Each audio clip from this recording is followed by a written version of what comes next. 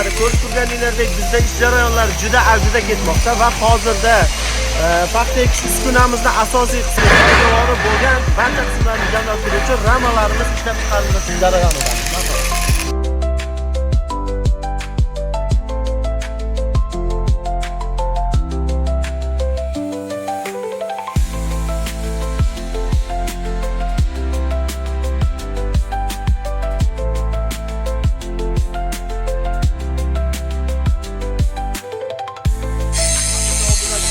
Endi paxta ekish barcha jamlab turuvchi poydevor bo'lgan ramalarimiz ya'ni qilishlardan tozalash jarayonida.